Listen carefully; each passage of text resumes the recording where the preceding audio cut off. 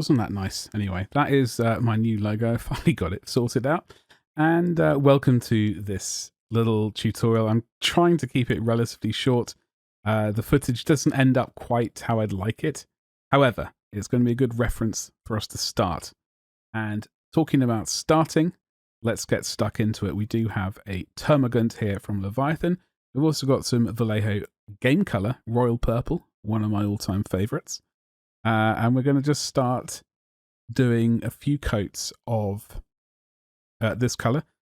We have watered it down a fair amount, so we're going to get a probably a couple of coats are going to be required to get a good even coverage over the skin. Now, just to start off with, I'm only going to be basically highlighting up from this point. I'm not going to be spending a massive amount of time on it. I'm going to probably spend a bit too much time on it for most people, especially for termagants, which are sort of like horde animals. Like, I know I certainly spend even longer on the larger beasts and things, but anyway, that's just basically what it is. So until I can get my airbrush out, which is currently in storage, this is what we have to deal with. So that's it. We're just going to wait for that coat to dry. Come back with another one. Make sure it's all nicely got an even coat everywhere. And then we can move on to the next stage, which is AK Interactive 3rd Gen Laser Magenta, if you don't have that color.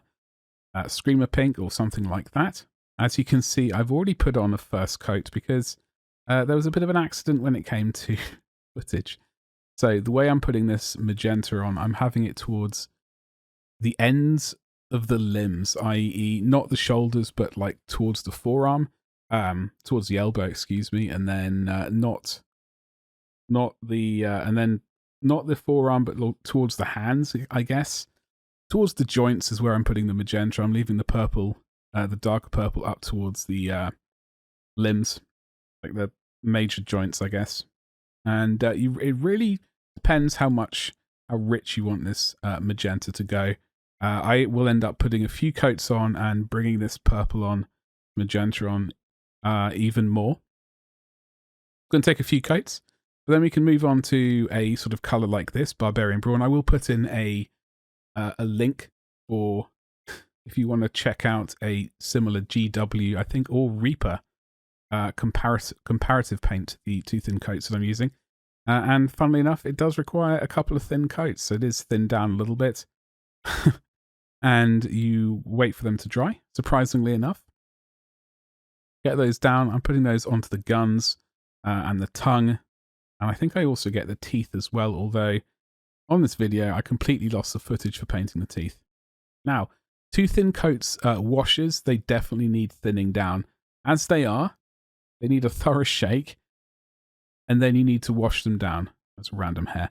You need to wash them down. You need to thin them down, probably at least 1 to 1, if not slightly more. Straight from the bottle, it is, in my opinion, too thick. So yeah, just bear that in mind. We're going to make sure we get all the flesh bits washed. I don't really use washers in general, as you've seen probably in my previous videos. But we'll go back to the Barbarian Brawn color. And once that's dried, we're going to paint this back in. We're going to leave the flesh wash in all the recesses, as like you normally do with washes. Bring back that mid-tone, I guess. Or darker mid-tone at least. Pick out all the details that you want. It really depends how wild you want to go with this. I'm not wanting to spend huge amounts of time on these miniatures because they are, as I've said before, they're like a horde animal, and you want them on the tabletop as quickly as possible. Speaking of that, there is a caveat to this. I'm not going to be painting the base on this at all. I still have not decided how I'm going to paint the bases for these miniatures. I keep having ideas and changing my mind. It's terrible.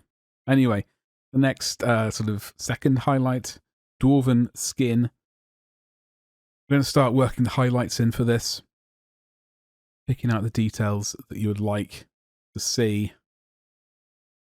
I think that's really the most important thing on horde animals. Like, pick out the sort of important large details, and then maybe a couple of details here and there if you really want to. short of just dry brushing the entire thing just to get them on the table.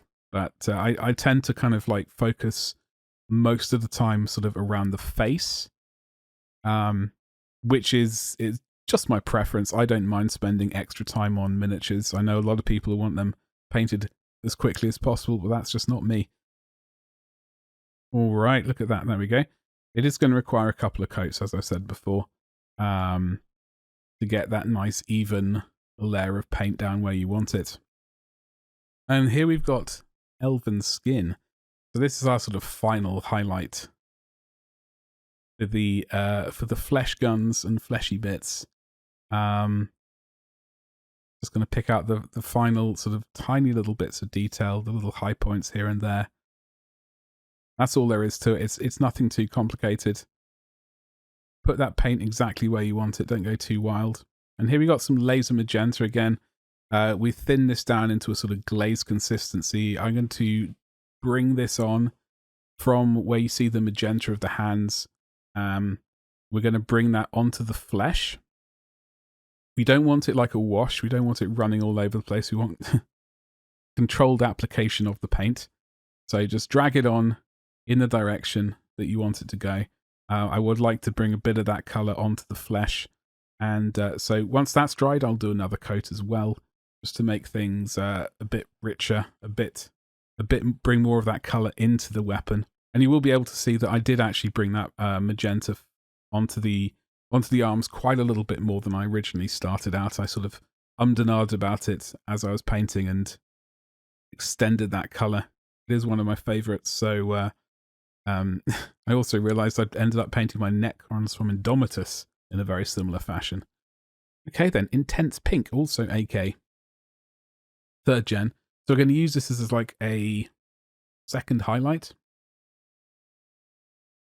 We're going to use this as a second highlight for the sort of face and raised bits and pieces. It might look a bit weird. It might look a bit weird right now. I do have a good plan in mind, which also might be a bit weird, come to think of it, but it's going to work, I think, for these particular things. I think in future dry brushing this on might be a better move. This is probably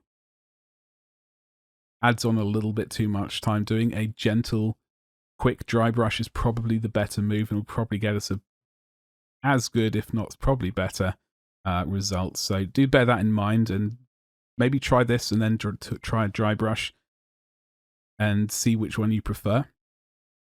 So we're going to do this colour, as you can see on all these little bits, all these like highlights, ends of the bits of magenta. We're moving on to our next part of the painting. Okay, right, the next two colours. So we've got the Intense Pink. We're also going to get a Dorn Yellow. If you don't have that, something like Ice Yellow or like a Pastel Yellow of some variety.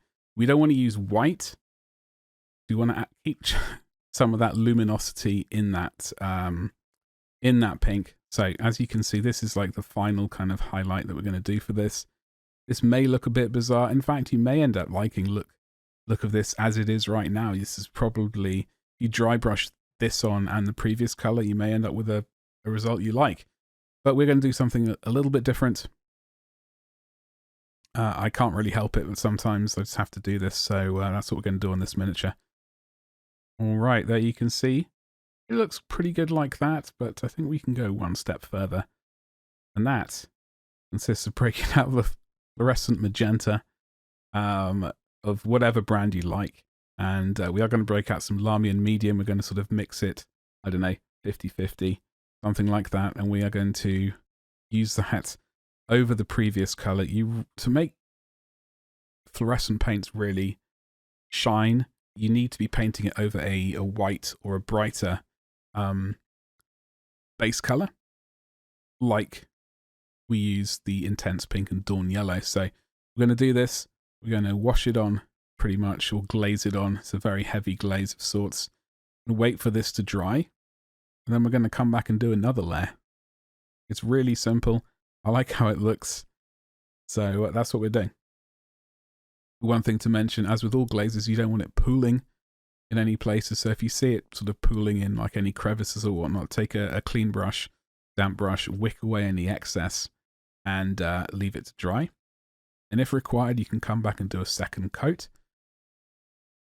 I usually end up doing a second coat. All right, that's the first coat done. I'm going to do another coat, just increase that sort of fluorescent color where we want it.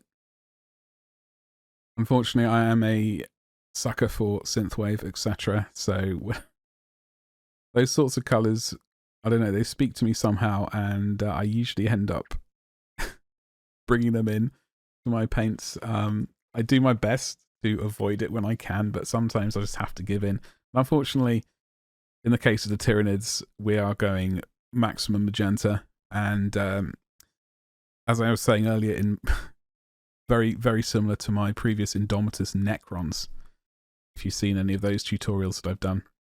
Leave that to dry. Move on to the next step. Oh, look at that. 2 thin coats, white star. Get your white paint of preference out. Where is this going to go? That is going to go right in this... I don't know what this thing is. In the gun bit where there's... I don't know. It looks like a fluid sac, or I don't know what it's supposed to be. Anyway, it's going in there. And also, it's going to go in the eyes. So just steady hand. You do want the paint to be slightly fluid. But you don't want it running across the surface of the miniature. That would be a disaster. So just thin it down a little bit and just slowly take a deep breath and just draw that paintbrush along the little eye bits, or the eyeballs. Yeah. Okay, and then now we've got another fluorescent paint. I'm going to use a fluorescent lime, so it's called fluorescent green, whatever colour you fancy. Thinned it down with some Lamian medium. I'm going to glaze that on to the sort of weapon part and also the eyes. I was really umming and ahhing about this, and I wasn't entirely sure. I know I've got a few more of these to paint on the barb gaunts, etc. I'm not entirely sure if this is what I'm going to go with on their weapons, but I got a bit of time to think about it. Wait for that first coat to dry. Put down a second coat. Maybe a third coat if you think it's necessary. But once you've done that, that's easy. You can move on to the next step. It's Dark Sea Blue, an amazing paint, top tier. I've thinned it down a fair amount. This is going to go over all of the armor plates that I can remember to paint. I think on this tutorial I do end up missing some part, and I have to go back later to get it. So the armor plates over its back, sort of spines, the claws, the hooves. I guess they're hooves, whatever those are. But that's it. And as I said earlier, this footage is pretty terrible, so I do apologise. Hopefully we can get back to a good camera soon. These are the colours I will be using in various amounts. So Stegadon scale green, Sotek green, Temple Guard blue, and white. Now, what we're going to do is I'm going to break out the Stegadon scale green, do a big fat chunky edge highlight, like on the sort of last layer of the panel, last sort of edges of the panels. This really depends on your own personal preference to how quickly you want to blow through these paint jobs. You could dry brush these on potentially. You don't have to use that many colours. In fact, I don't end up using all of those colours on this particular miniature. And by that I mean I won't use them individually. I do mix white and Temple Guard blue for the last stage. I don't use Temple Guard blue on its own on these miniatures. In future, on like the larger monsters, I use the colours separately and I do more glazing and stuff between them. But this is somewhat quick. I know people are going to say I'm taking way too long to paint Termagants, but this is I like the painting, so that is why I do it. And so I'm just going to continue doing this chunky edge highlight on all of the armor panels where you see them, the hooves, the claws, all that kind of jazz. And once you've done a second coat, move on to the next step, which is Sotek green. We are going to do a, I don't know, chunky edge highlight again. Live within the previous colour. You want to put this paint. It's you don't have to be too worried about making any messes, any spillages of paint or anything like that, because we are going to come back and remedy any sort of paint splashes or whatever in the final stage of this armor. So don't worry. In fact, this is probably ripe for dry brushing. But I don't know. I rarely do dry brushing. It's not completely forgotten, but I rarely do it. It's strange. I think I really just, I know I definitely use it when it comes to basing. So we shall have to see. And speaking of the basing, I still don't know what I'm doing for the basing. I've thought of a few different things. I like the idea of snow bases, desert bases, jungle bases, all that kind of stuff. Urban rubble, but then I remembered my Necrons got urban rubble as well. I honestly, I was thinking about doing like a black, almost like, you know, the Musu 3 or the was it extreme black paint? I can't remember the other name of the other one. Whatever. I almost thought about doing one of those with some really bright green, lime, or blue, or indeed magenta sort of vegetation. Then running through that. I don't know if that's something I'm going to have to do at some point. Do I do it with these though? That is a real question. Anyway, so making sure this paint goes on. A couple of coats are probably going to be required yet again. Be just the default. There we go. Scratchy lines. And then we're going to get the Temple Guard blue, but we're not putting it on its own. No. Add some white paint to it. Whatever ratio you fancy, really. We just basically want to bring it a lot closer, a lot paler, a lot brighter. And then we're just going to use this for edge highlighting. The shield, the armor panels. Now what I'm going to be doing on these particular things, I'll be doing lines. I'll be tracing lines towards the back parts of the armor. I'm just doing the edge highlight of the ridge right there, but let me see if I can. I'm going to make sure we get all the edge highlights. But then you can scratch in some sort of detail, like scratches and stuff, or wear and tear on the armor. I was umming and ahhing about, I know a lot of people do the sort of coconut crab, the sort of spotted things. I'm not personally too keen on doing that. I did consider it, and I came pretty close to doing it just because I thought I should probably try it.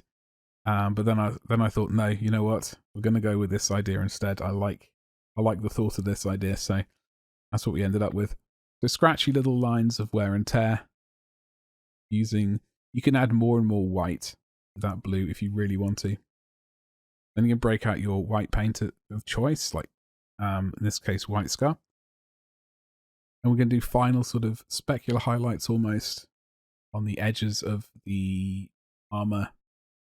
You could probably do really fine panel lines if you really, not panel lines, edge highlights if you really wanted to. I do a little bit of it, but I don't get every single edge.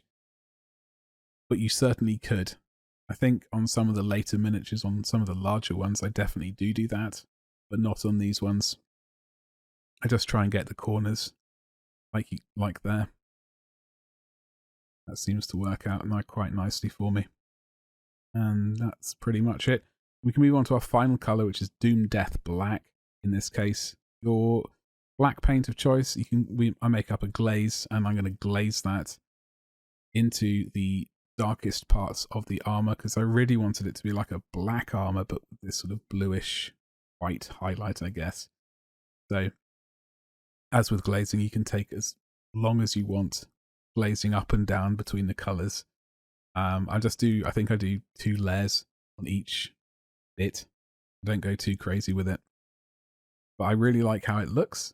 And it also means I can tidy up any sort of parts where we've gone too crazy and there's a bit of, like right there, for example, there was a bit of overpaint. And that's all there is to it, really. Unfortunately, on this miniature, I completely forget to paint the teeth. I just use like a Xandri dust and then Ushabti bone or a couple of sort of brownish and like an ivory paint. For the teeth, I completely forgot about it somehow. Anyway, this is This video, it's not the best quality, as you can see. I'm not too happy, but I do want to put it on YouTube so I have like a reminder that when I paint future miniatures in this scheme, I want to know exactly what I did. So that's what we've done here, and there's a big thumbs up from me. There is some slightly better footage of the finished miniature. I'm really happy with it. All together they look great, and obviously the base is still undone. Terrible of me. But hopefully we'll come up with something good and which will look cohesive for the entire army. That's about it, really. I'm really happy with it. It did take slightly too long for the horde animal, as I've said about 5 times now. I know I can probably cut corners doing some dry brushing, especially with the skin and probably the armor as well, for that matter. If you would like to help this channel, maybe see me dry brush in the future, like, subscribe, bell for notifications, and then maybe you will see me do some dry brushing in the future. And that's about all I got to say. I will be doing another one of these videos, hopefully with slightly better footage and slightly more in depth as well. And that's all I got to say. Thank you very much, and I'll see you in the next one. Goodbye.